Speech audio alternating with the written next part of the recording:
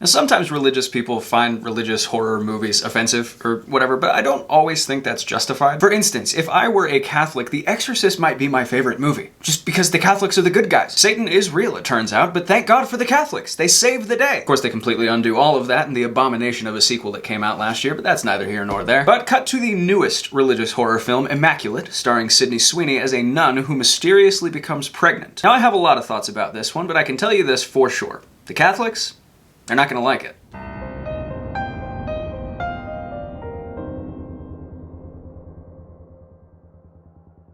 Welcome back, everybody. I'm Jake, the Scary Story Guy, and today we're talking about Immaculate, the latest film in, I guess it's its own subgenre. I didn't know this. It's called nunsploitation. It's got its own Wikipedia page. A lot of the films listed there are actually quite good. I'm thinking specifically of Ken Russell's The Devils, which came out in the early 70s, Paul Verhoeven's Benedetta. But looking at this list, it appears the subgenre has also given us such illustrious titles as Killer Nun, Nuns on the Run, and, not to be outdone, Nude Nuns with big guns. Sounds like fun. But while Immaculate doesn't really feature nude nuns or big guns, and that may come as a surprise to those of you familiar with Sydney Sweeney's body of work, it is still an incredibly bonkers movie. Or rather, it's 1/3 of a bonkers movie. It starts off kind of slow, some setup, some intrigue, but oh boy, once this gets going. By the way, if you're liking all this wit and wordplay I'm hitting you with, please consider liking this video. It helps a ton. And if the mood strikes you, the lighting is just right, perhaps you might consider subscribing to this channel as well. So Sweeney stars as Sister Cecilia, an American nun who is recruited by this Italian convent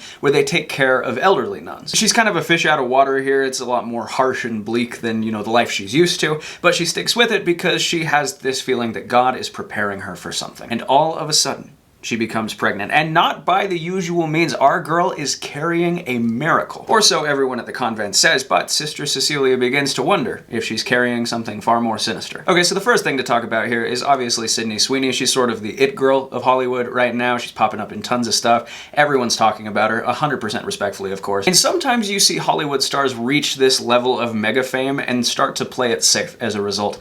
But that is not what happens here. Sweeney was determined to do this movie. In fact, she's basically the whole reason that it happened. She auditioned for it all the way back in 2014, but for whatever reason, the production kind of fell through. But she really liked the screenplay for it, so she ended up purchasing the rights to the screenplay, and then she just hired a director that she likes to work with, and ends up producing this movie as well as starring in it. And I've got to say, I'm glad she did, because this is a fun-ass movie. I've been kind of on the fence about Sydney Sweeney for a while. I haven't been totally sure if she's like a good actress or not, but I feel like this movie did appropriately use her talents. Because my impression of her is that she's at her best when she can just like freak out and just start raging and screaming like a maniac. And believe me, she has ample opportunity to do that here. It's kind of the best of Sweeney and the worst of Sweeney in this movie, because she starts off very meek and pious and subdued, and it's like, it's not really playing to her strengths, but then she does get the opportunity to go in some pretty interesting directions. And in those quieter moments, I have to admit, she did feel miscast to me. And maybe some of that is intentional, the whole she's a fish out of water in Italy thing, but I did think there was more to it than that. However, once the plot allows her to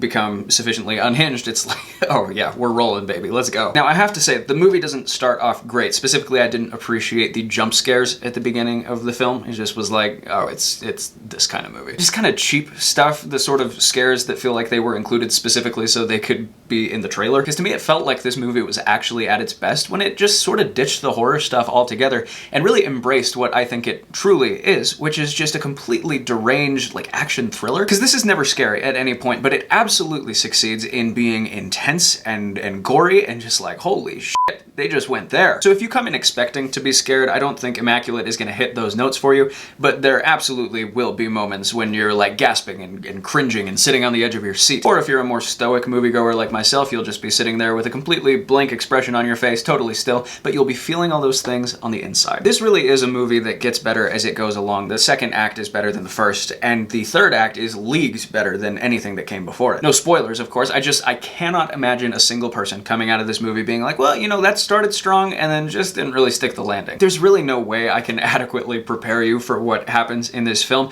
All I can say is this is absolutely, especially for a March release worth your time. And the beautiful thing is, it's not even that much time. Immaculate is like 80 minutes long without the credits. And while I generally thought the direction here was not always stellar, the script pretty mediocre, that decision was fantastic. This is the kind of movie that if it had dragged on, I would have found myself too bored and impatient to fully appreciate the ending when it happened. As it was, though, by the time the finale rolled around, I had completely forgotten that there were actually moments I was bored earlier in the movie. This felt like a classic 2.5-star movie for a lot of the runtime. Then as it, starts to pick up, I'm wondering, oh man, is this actually gonna earn a 3? But that ending, man, this is great stuff, honestly. So I am gonna give Immaculate 3.5 stars out of 5. All right, guys, I am going abroad for a couple of weeks. I may actually be abroad when you see this video, so there's gonna be a bit of a break in my videos, but never fear, I will return before too long to nuzzle you back into my bosom. So in the meantime, thank you for watching this video, and here's hoping